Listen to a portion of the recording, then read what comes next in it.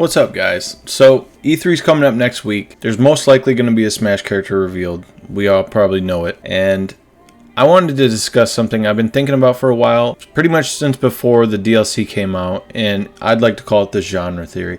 I haven't really seen anybody else put anything else like this out.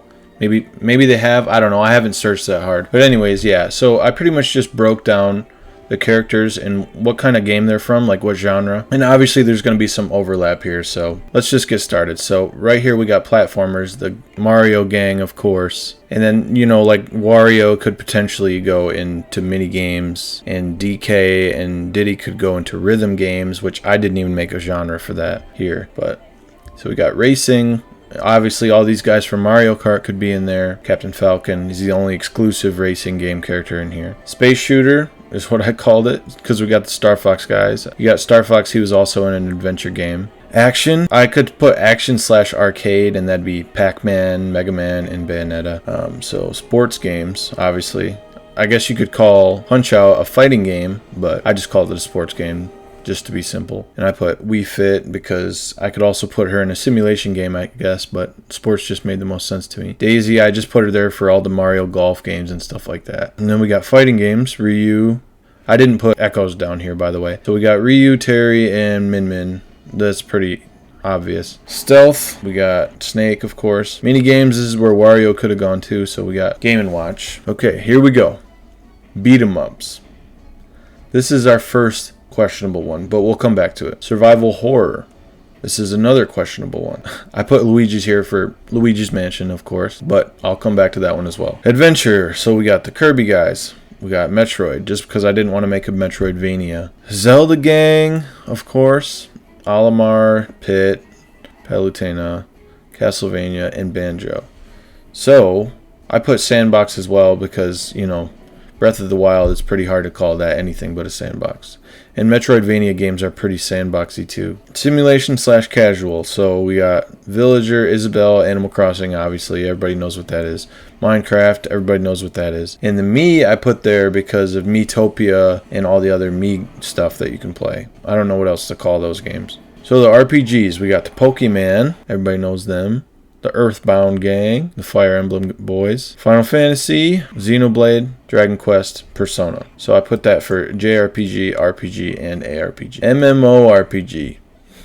Seems like a massively missed opportunity from Nintendo not including someone from that genre. I'll come back to that one too. So FPS, the light gun game, which is Duck Hunt. I didn't know what else to call it. It's pretty much an FPS, but you're the first person. And I put /shooter because we got Inkling from Splatoon, obviously. And I put Dark Samus as the only Echo on this list because she's from an exclusively FPS game, which is Metroid Prime, but I still wouldn't really count that. Puzzle game, we got Mario. Hardware peripherals, Rob, obviously. So let's go back up here real quick. Beat 'em ups. For those who don't know, beat 'em ups are kind of like fighting games, but they're side-scrolling, usually 1 or 2 player games where you beat up on AI opponents instead of fighting game, or instead of like a fighting game where, it's just 2 players on the screen, usually, unless it's like a Marvel game or something like that where there's teams. But for beat 'em ups, I thought if they were to include someone right here.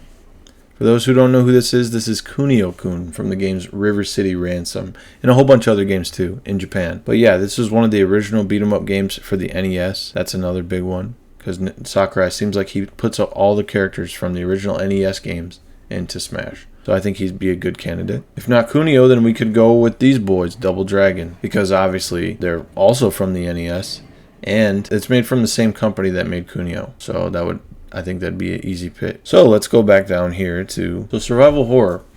When I say that, what game do you guys think of? I'm pretty sure everybody's thinking of the same game right now. Resident Evil. This guy right here should definitely be in Smash.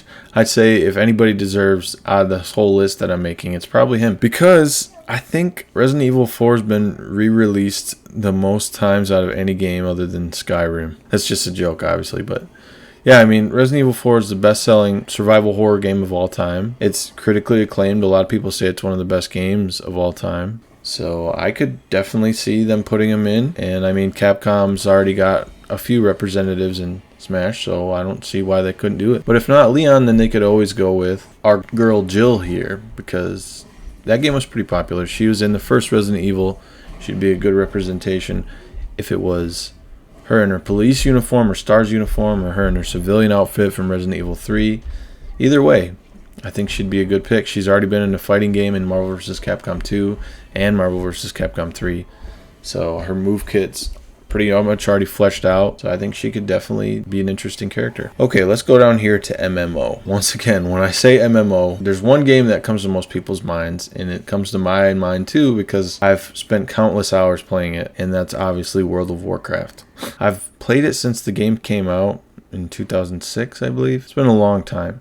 But yeah, I played it with my family. I put a lot of my life into World of Warcraft. I'm pretty passionate about it. And who else from World of Warcraft could you imagine putting in except this guy right here, our boy Thrall. For those who don't know, World of Warcraft, pretty much everybody already knows this, but it's about orcs and humans fighting, blah, blah, blah. But Thrall is the leader of the Horde, which is considered one side of the faction war in World of Warcraft. He's pretty much the main character. He's a great character. I think he'd be awesome. He's obviously been in a lot of things, really fleshed out and dynamic. And if not him, this guy right here. How awesome would that be if Blizzard animated a cinematic to reveal the Lich King in Smash? That would just freaking blow my mind, man. Like, he's so iconic. Like, his cinematic, I remember watching it when they first announced his expansion, and it was insane. It's like watching a movie. It was so good. And we need more villains in Smash Brothers. If MMOs were going to be represented, he'd be a great pick. He's so iconic. He's just like, man, just amazing. I love the Lich King. So yeah, if we put them there, now we're going to go down here to FPS.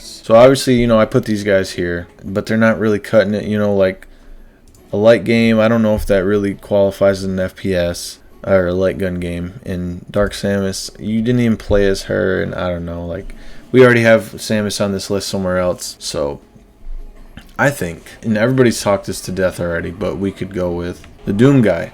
I'm sure everybody remembers before Smash came out, we had all those leaks saying Doom Guy was coming and all this and that and all the Isabelle. There was Isabelle and Doom Guy artwork because their Doom and Animal Crossing was announced to come out on the same day, and that would have been really cool to see. I mean, like, he's a very iconic character. He's been on Nintendo consoles before with Doom 64. I had that game growing up. It was really fun. It was my first introduction to Doom because I didn't really get into PC gaming until I was a lot older. Yeah, I think he'd be a really good pick. I mean, his moveset's pretty fleshed out. Lots of guns, melee weapons. The gore would obviously have to be toned down, but still, he'd be a cool character, I think.